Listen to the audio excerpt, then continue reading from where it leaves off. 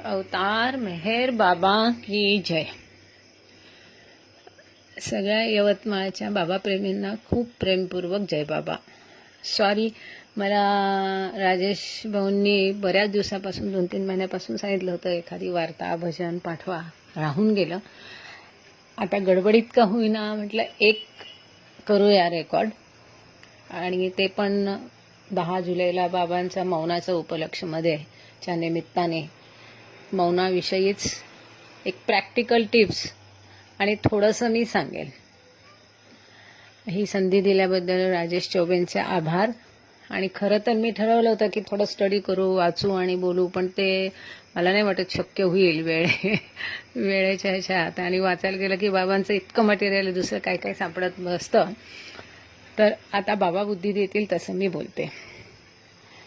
आपल्या सगळ्यांना माहिती आहे 10 जुलै 1925 साली बाबांनी मौन सुरू केलं.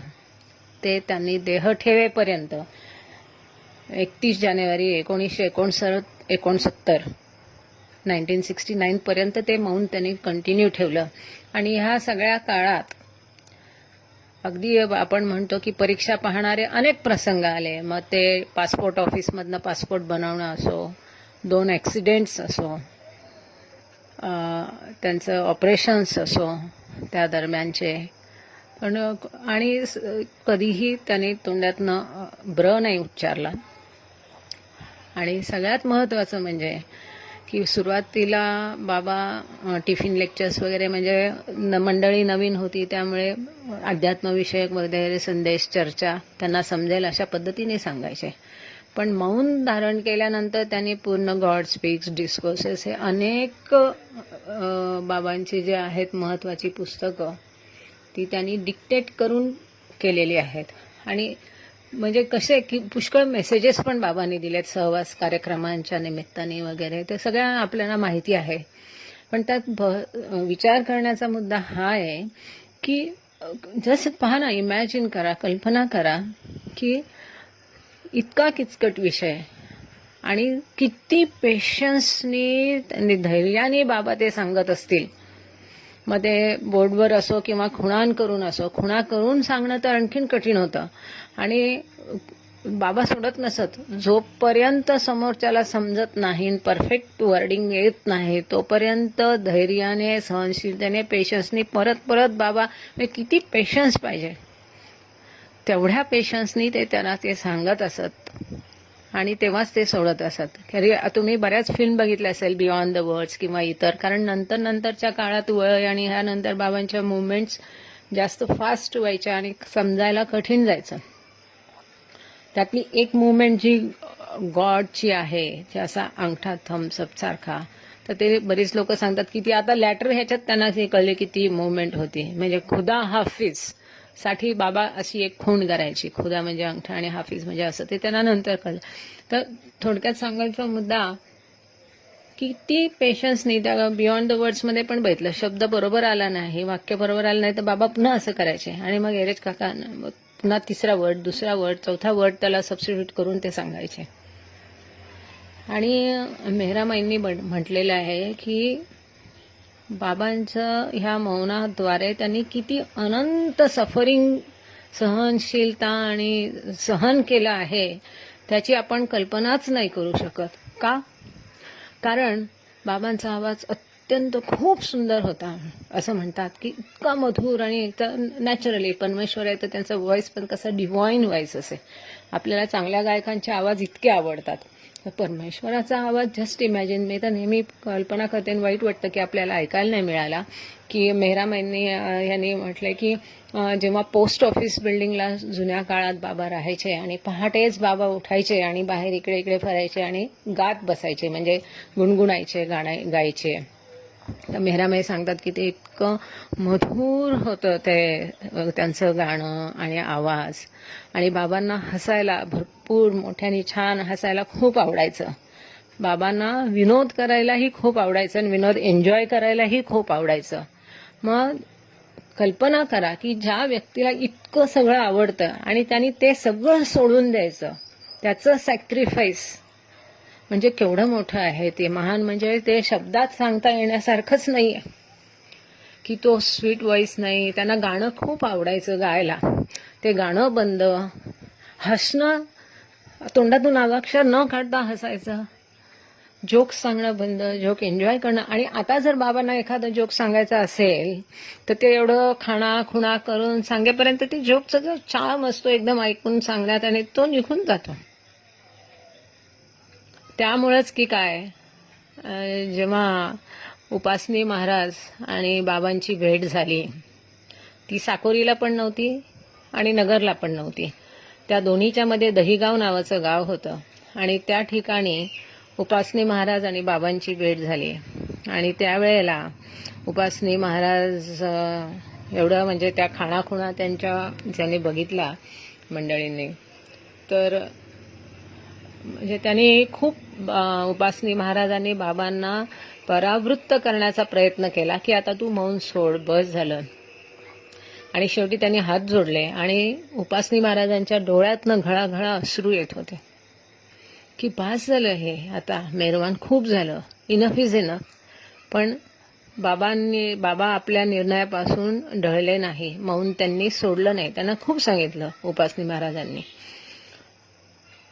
खुदा ही की बातें खुदा ही जाने म्हणतात, तशातला तो प्रकार आहे. किंवा त्यांच्या आईलाही अत्यंत दुःख व्हायचं की त्यांनी असं मौन धारण केलं म्हणून.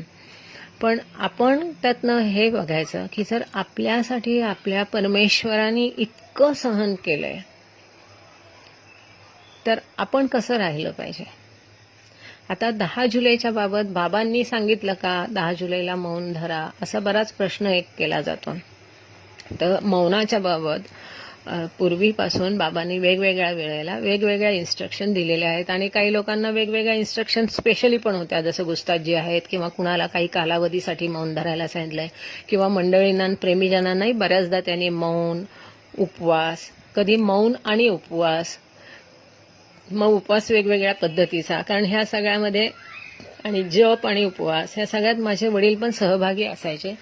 ती जपाची माळा अजून त्यांची ठेवलेली आहे. पण त्यावेळेला बाबांच्या इन्स्ट्रक्शन प्रत्येक वेळेला वेगवेगळ्या होत्या की कधी फक्त जप सांगितलाय, कधी फक्त मौन सांगितलं, कधी फक्त मौन आणि उपवास सांगितलाय. पण नंतरच्या काळात बाबांनी क्लिअर इन्स्ट्रक्शन दिल्या होत्या की माझ्या सगळ्या प्रेमीजनांनी 9 जुलैच्या रात्री 12 पासून 10 जुलैच्या रात्री 12 पर्यंत 24 तासाचं मौन पाळावं. आणि त्यानंतर ते पाळू नये किंवा काय पाळावं की नाही याच्याबद्दल अशी शेवटची काहीही सूचना नाही. पण शेवटची सूचना ही आहे आणि त्यामुळे मंडळी म्हणतात की ती सूचनाच आम्ही ग्राह्य धरतो आणि एक प्रेमाने, आत्मीयतेने, लव्हिंगली किंवा त्यांची आठवण म्हणून किंवा बाबांनी मौन धारण केलं म्हणून ह्यासाठी आपण मौन करायला पाहिजे. मला जिथपर्यंत आठवतं तिथपर्यंत आमच्या लहानपणापासून आम्ही मौन केलेलं आहे. आणि अगदी लहानपणी कधीतरी ते मोडायचे, उभं राहिलं खिडकीत उगाचच कुत्रं चाललं भवा करायचं, किंवा कोणाला मौन आहे हे सांगतानाच मौन आहे म्हणून सांगायचं आणि बाकी हातवारे करायचे म्हणून मौन मोडलं. हे लहानपणी किंवा यंग एजमध्ये पुष्कळ होत होतं. पण आता नंतरच्या ह्याच्यात बाबांच्या कृपेने व्यवस्थित होतं. त्यांच्या आशीर्वादाशिवाय, कृपेशिवाय काहीही होत नाही. आणि बँकेत असताना सुद्धा खूप अनुभव आहेत मौन आणि बँकेचे किंवा व्यवहारातले किंवा बाहेरचे. आणि बाबा सांगतात ड्युटी फर्स्ट, त्यामुळे कुठे दांड्या मारून मौन करणं मला नाही वाटत बाबांना आवडेल. की होता होईल तो आपल्या सगळ्या रोजच्या जबाबदाऱ्या पार पाडाव्या, रोजची कामं करावी आणि ते करत असताना सतत बाबांचं नामस्मरण करावं, म्हणजे मौन तोडण्याचा प्रश्न येत नाही. आणि मौन कसं करावं, म्हणजे उपवास करावा की नाही, की बिन उपवासाचं, असं पण काही मेसेजेस विचारणारे आलेले आहेत. तर उपवासाची गरज तशी नाही आहे. तसं बाबांनी सांगितलं नाही की उपवास पण करा आणि मौन पण करा. कारण हे मौन जे आहे ते बोलण्यातनं आपली कितीतरी शक्ती खर्च होते. तर एक दिवस तुम्ही नाही बोललात तर तेवढी शक्ती तुमची शक्तीचा व्यय होत नाही. आणि कधीतरी बोललं नाही म्हणून तोंडही दुखू शकतं. पण 24 तासाचं मौन करायचं आणि ते सक्सेसफुल करायचं तर त्याचा विचार म्हणजे आधीपासून 5-6 दिवस आधीपासून मनात घोळवला पाहिजे. आणि असतोच तो सगळ्या बाबाप्रेमीचा रादर. मला तर माहिती आहे की कॅलेंडर आलं की बाबाप्रेमी पहिले बघतात 31 जानेवारी कधी येते, 25 फेब्रुवारी कधी येते, 10 जुलै कधी येते. म्हणजे स्वतःचे बर्थडे बघायच्या आधी आपण त्या तारखा, त्याच्या आजूबाजूला सुट्टी आहे का, वर्किंग डे आहे का, हे बघत असतो. तर मौनाच्या बाबतीत जी मौन मोडू नये किंवा ते सफल व्हावं ह्याच्यासाठी ज्या प्रॅक्टिकल थोड्या टिप्स आहेत त्या अशा की आता 10 जुलैला मौन आहे तर 5 तारखेपासून 1 तारखेपासून असं आपलं चाललेलं असतं. जुलै म्हणजे मौनाचा महिना. मग 5 तारीख, 3 तारीख, 4 तारीख, 5 पासून आपण असं विचार करायचा. बघा मौन कसं मोडतं माहितीये का तुम्हाला? आपल्या ज्या सवयी आहेत किंवा आपल्या ज्याला शुद्ध मराठीत खोडी आहेत किंवा आपले जे वीक पॉइंट्स आहेत त्याच्यामुळेच युजली मौन मोडतं, असं माझा अभ्यास आहे. म्हणजे मला असं वाटतं की आपण बोलतो ते मौनात कसं सवयीने बोलून जातो. म्हणजे कसं की समजा पेपर तुम्ही वाचताय आणि मग एकदम एखाद्या बातमीवर प्रतिक्रिया देता किंवा टीव्ही बघताय आणि कुठल्या सिरियलमध्ये कशात एनगळस खूप झालात आणि एकदम त्याच्यावर काहीतरी बोलून जाता. मग एनगळस झाला म्हणजे काय होतं की त्या वेळेला तुमच्या मनातला मौनाचा आणि बाबांचा विचार हटलेला असतो आणि तुमचं मन ॲबसेंट असतं म्हणून तुम्ही बोलता. किंवा दुसऱ्या सवयी म्हणजे घरातल्या घरात किंवा अहो चहा टाकू का, वाढू का जेवायला, आणखीन वाढू का, हे कसं झालंय आहे ना. किंवा मला सवय आहे बाई आली की तिला जय बाबा म्हणायचं दार उघडल्याबरोबर, ही पण सवय आहे जय बाबा. किंवा कोणी आलं गेलं तर आपण त्यांना जय बाबा म्हणतो. किंवा फोन एकदम उचलला जाऊन त्याच्यावर जय बाबा म्हणणं. किंवा जस्ट काहींना सवय असते बाई काम करत असेल तर हे इथं राहिलं ग, तो कचरा टाक ग, किंवा कुठलेही असू शकतं. म्हणजे हा प्रत्येकाने स्वतः हा रिव्ह्यू करावा, त्याचा दिनक्रम नीट काळजीपूर्वक पूर्ण दिवसाचा तपासून बघावा की हे डेंजर पॉइंट्स कोणते कोणते आहेत. की कुठे असं हो किंवा जेंट्स असेल तर भाजी खारटच झाली किंवा अमुक काहीतरी किंवा हे अजून दे किंवा जेवणार का, किंवा साध्या साध्या गोष्टी असतात की ज्यात कुठेतरी आपण सवयीने बोलून जाऊ शकतो. कारण त्यावेळेला मनातनं बाबांचा विचार किंवा मौनाचा विचार बाजूला झालेला असतो आणि ते जे काही काम आपण करतो त्यात खूप आपण इन्व्हॉल्व झालेला असतो आणि म्हणून आपल्याकडनं चुकून बोललं जाऊ शकतं. किंवा शेजारी आलं किंवा कोणी आलं गेलं. आता तर लॉकडाऊनमध्ये ते शक्य नाही, तरीही प्रत्येकाने जर असा रिव्ह्यू तुम्ही असा अभ्यास म्हणजे आजपासून उद्यापासून तुम्ही सुरूच करा की माझं रुटीन काय आहे, माझ्या सवयी काय काय आहेत, माझे वीक पॉइंट्स किंवा माझ्या खोडी किंवा हे काय आहे, मी कुठे बोलू शकतो किंवा शकते, ते सगळं मनातल्या मनात तुम्ही हे करायला सुरुवात करा. आणि स्वतःला सांगा की 10 जुलैला हे करायचं नाही. आणि मग 10 जुलैला आधीपासून आपण लक्षात ठेवायचं की मौन आहे, बोलायचं नाही. मोबाईल सायलेंटवर लावून ठेवावा. घरात कोरे कागद आणि पेन हाताशी ठेवावा. काही एकमेकांशी करायचं भाषण झालं, कुणाशी करायचं झालं तर पटकन त्याच्यावर आपण लिहू शकतो. आणि सतत बाबांचं स्मरण, नामस्मरण हे आतमध्ये मनातल्या मनात कामं करतानाही चालू राहू द्यायचं. विसरू शकतं, विसरलं हरकत नाही, तिथे विसरलं तिथे सोडून द्या, पुन्हा नामस्मरण सुरू करा. त्यामुळे काय होईल की आठवण राहील, मौनाची आठवण राहील, बाबांची सतत आठवण राहील. आणि बाबांचं हे नामस्मरण मौन झाल्यावर सोडायचं नाही, ते एरवी पण ठेवायचं चालू. कारण बाबा सांगतात की श्वासाबरोबर माझं नाव चाललं पाहिजे. ते श्वासाबरोबर चालण्यासाठी कामाबरोबर ते नाव घेतलं पाहिजे. त्याची सवय होऊन होऊन श्वासाबरोबर राहिलं तर ते झोपेत पण घेतलं जाईल प्रभूचं नाव. त्याचा एक छान मेसेज पण मी सध्या ग्रुपवर फॉरवर्ड केला होता. चौरासियांना बाबांनी सांगितलं होतं नागपूरच्या रामदास चौरासियाला की माझी आठवण कशी काढशील किंवा नाव कसं घेशील. ते इतकं सुंदर दिलं आणि डिटेलमध्ये दिलंय, खूप छान आहे ते तो मेसेज. पण आता आपण नामस्मरणावर बोलत नाही आहोत, मौनावर बोलतोय, म्हणून मी तिथेच त्याला हा विषय थांबवते. तर असा आपण रिव्ह्यू जर हळूहळू आपण घेतला की मी कुठे बोलू शकतो किंवा शकते आणि बाबांचं स्मरण सारखं ठेवलं दुसरं म्हणजे आणखीन बोलण्याचा धोका असतो, कधीतरी झोपेत बोललं जाऊ शकतं. थकलेला माणूस असेल, झोपेत बोलायची सवय असेल, किंवा अचानक झोप, समजा तुम्ही दुपारी किंवा रात्री झोपलात, अचानक झोप मोडली आणि कुणाशी बोलायला गेलात, तर तुम्ही त्यावेळेला विसरलेले असता मौन, त्यावेळेला एक मोडलं जाऊ शकतं. तेव्हा शक्यतो दुपारी झोपू नये, रात्री 12पर्यंत पण मौन करावं.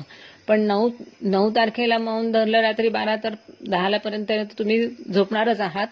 That you leave it to Baba. बाबांचं नामस्मरण करून तुम्ही झोपणार आहात, त्यामुळे त्यावेळेस मोडण्याची पण शक्यता कमी आहे. पण अशा पद्धतीने जर अभ्यासपूर्वक आधीपासून त्याची सवय केली तर मौन बहुतांश करून सक्सेसफुल होतं.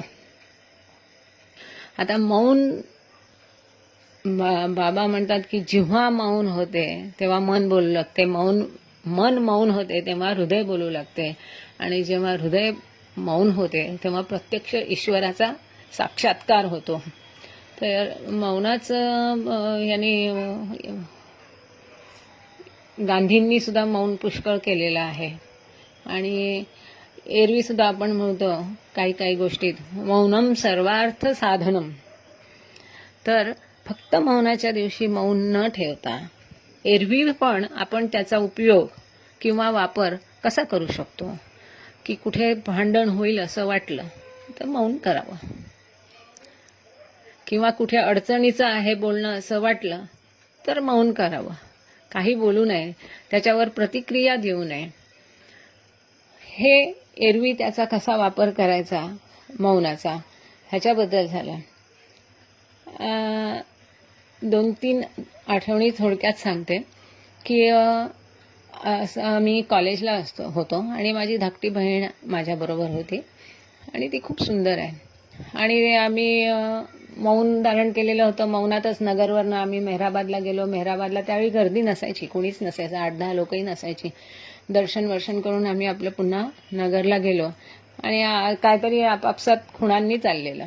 तर मग एक बाई म्हणते, बाई देवाने एवढं छान रूप दिलंय पण वाचच नाही दिली ग. दुसरा अनुभव म्हणजे मुंबईमध्ये असताना लोकलनी, बाबांच्या दयेने मी पूर्ण सगळी वर्ष, माझी 30-32 वर्ष बँकेत नोकरी झाली. एक इन्सिडेंट सोडला तर बाकी सगळे वर्ष मी ड्युटीवर जाऊन मौन केलेलं आहे. आणि मी मौनाच्या आधीच परवानगी घ्यायची की मी असं मेहरबाबांचं 10 जुलैला, मग त्या निमित्ताने त्यांच्या कानावर पण बाबांचं नाव जातं की असं मेहरबाबा आहे तर त्यांचं मौन असं होते म्हणून आम्ही मौन धरतो. तर मी असं मौन धरणार आहे तर मला त्या दिवशी परवानगी द्या, मी कामावर येईल, फक्त मौन करेल आणि जे काही आहे ते लिहून दाखवेल. आणि सगळेजण सगळ्यांनी परमिशन दिली, नेहमी कन्सिडर केलं. फक्त 1 वर्ष असं झालं अहमदाबादला असताना की त्या मॅनेजरनी, त्यावेळी असिस्टंट मॅनेजर होते आणि आमच्या चीफ मॅनेजरने सांगितलं की नाही तुम्ही मौन धरून कामावर येऊ शकत नाही. तर म्हटलं ठीक आहे, मग सॉरी, मला रजा घ्यावी लागेल. आणि त्या 1च वर्ष मला रजा घ्यावी लागली. बाकी सगळ्या वर्ष मौन धरून कामावर आम्ही जायचो. आणि त्याचे अनुभव वेगवेगळे. जर ब्रांचमध्ये 50 लोकांचा स्टाफ असेल तर त्यातले 45 ते 48 लोक मदत करणार किंवा कन्सिडरेट असतात, पण 2 लोक दिवसभर तुम्हाला असं सतावणार आणि इतकं प्रयत्न करणार तुमचा मौन मोडण्यासाठी. But I was thankful to them की त्या निमित्ताने ते जास्त मौनाची आठवण आणि बाबांची आठवण करून देत होते.